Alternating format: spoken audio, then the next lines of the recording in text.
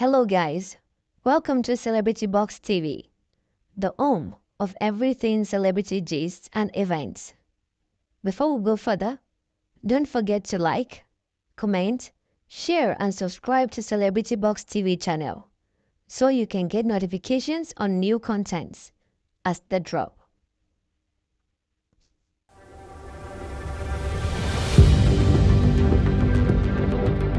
Overall, The Seven Doors is a gripping drama that explores themes of kingship, family dynamics, and cultural heritage. If you are interested in Nigerian history and culture, or if you just enjoy a good drama, this series is definitely worth checking out. Let's go further on the story. Seven Door tells the story of Adedunjoye, a simple man who loves his wife and children. He was asked to become the king of Ilara Kingdom as the kingship has gotten to his family lineage.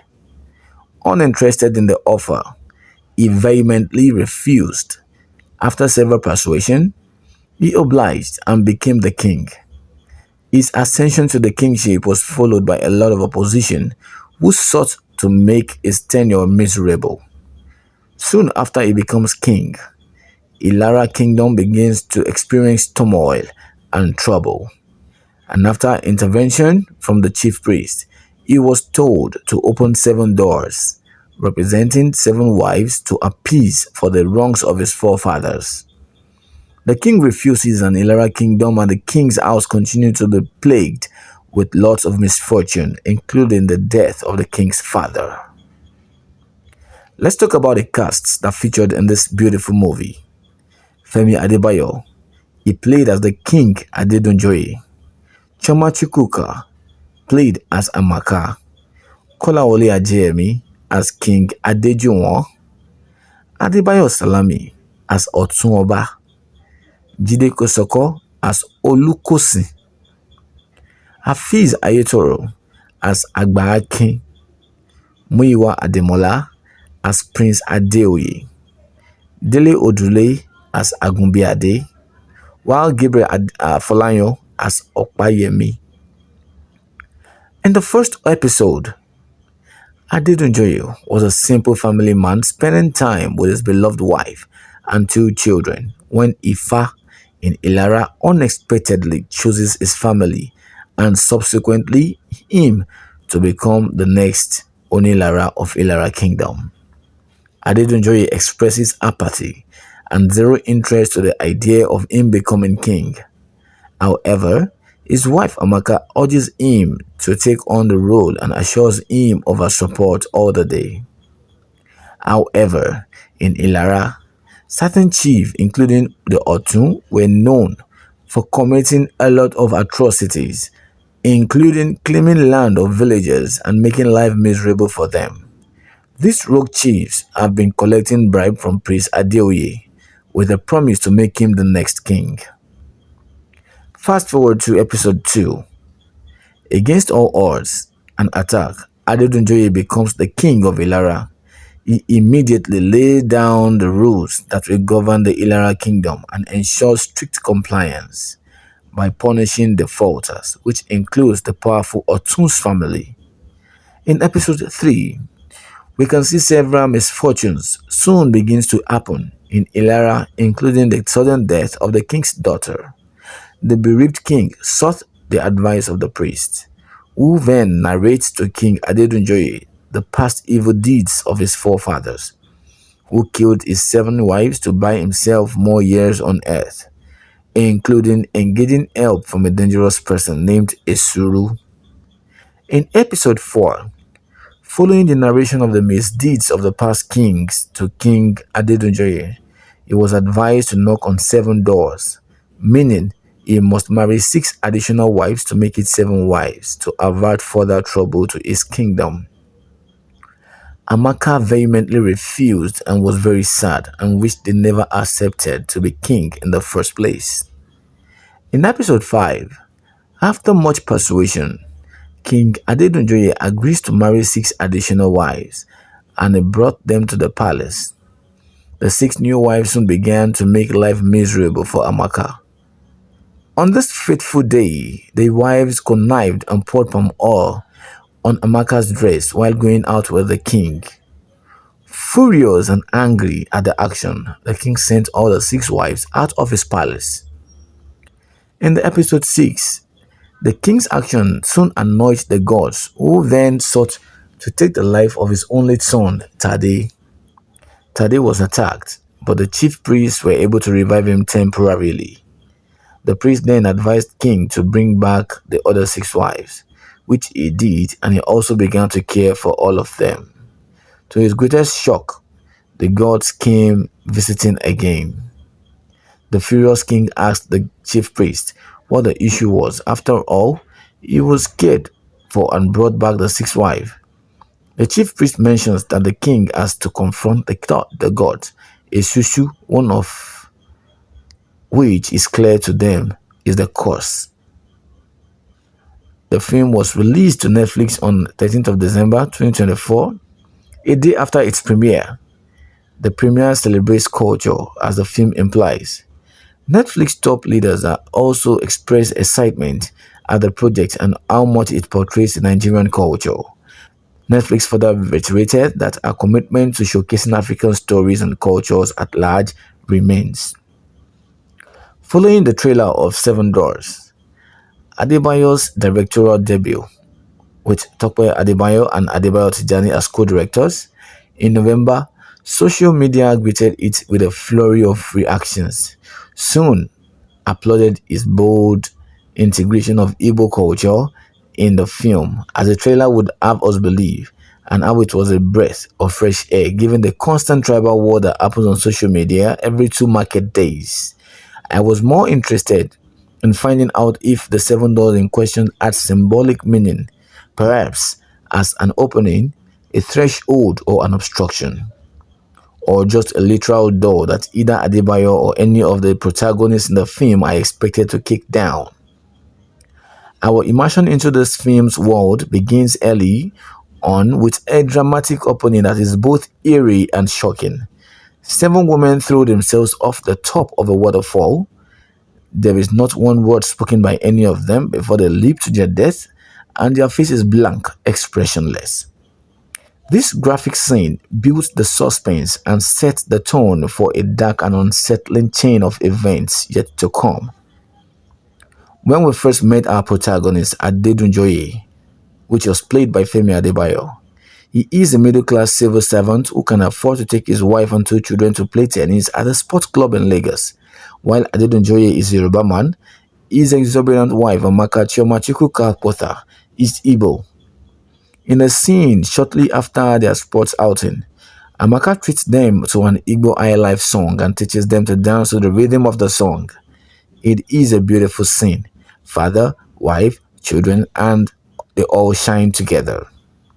There is a contentment about them, and more so a contentment about Adedunjoye that one would agree that he married well. At the same time, Adedunjoye's hometown Ilara is in a state of disarray, worsened by corrupt chiefs and their mindless land grab. It is evident that there is no king in Ilara, at least presently, and lawlessness continues to thrive. Adedunjoye's uncle, Agumbiade, who was played by Adele Odule, and his son, Wale, who was played by Kunle Afod, are one of the recent victims of the intimidation and greed of the corrupt chiefs, who had just sold his family land to another person. It is in the midst of this peace in Adedunjoye's home and the chaos in Ilara village that the oracle chooses Adedunjoye as the new king. At first, Adedunjoye refuses to accept the kingship, fully aware what it means to be a king, especially in Yoruba land. It means forfeiting his insular life with his close-knitted family to become the father of the community. His wife Amaka, effectively playing the role of the supportive and understanding partner, convinces him to answer the call, even giving him some pep talk about how it is his birthright. Akpofe's character as an outsider to her husband's culture, I think, alienates her from understanding the complexity that is the kingship title in Yoruba land. Still, he accepts the crown, and for a while there is a semblance of tranquility. At this point, the film has been slowly burning and trying by impatience. There is none of that palace intrigue and politics implied by the trailer. King Adedanjoye commands respect but never with the subtle or ruthless power of a king.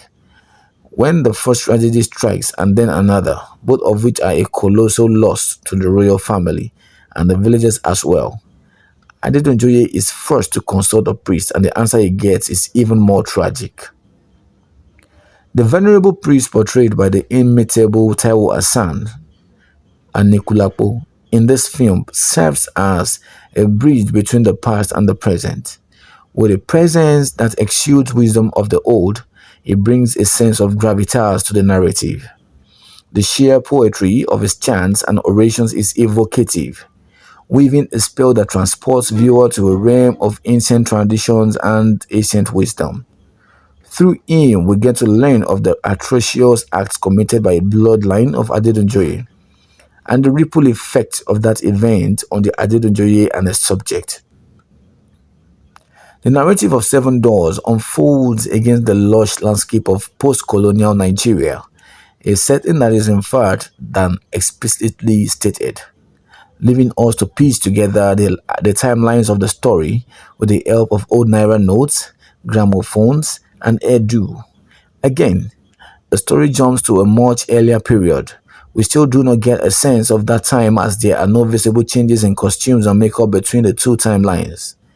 The cinematographer Idowu Adedapo wants to show us beauty. Well, he tries, but somehow lacks the artistry to communicate his dream of visual splendor. Femi Adebayo and Chima Akpotha have such easygoing on-screen chemistry that feels so natural and effortless that even though the story has been overdone to death, they are impossibly charming to watch and we are swept a long way. Chima Akpotha's character at first glows from the keys of pure comfort and then you watch her break under the emotional weight of a predicament. Her command of the Yoruba language is so graceful for a non-native speaker that even Chief Akin Ayetoro Afeez is stunned by it. Adebayo portrays the role of Adetunjoye as good as the script allows him to, but there is no substance to his character. His character feels more like a narrative convenience created for the functional role of a king without any agency of his own that drives the story.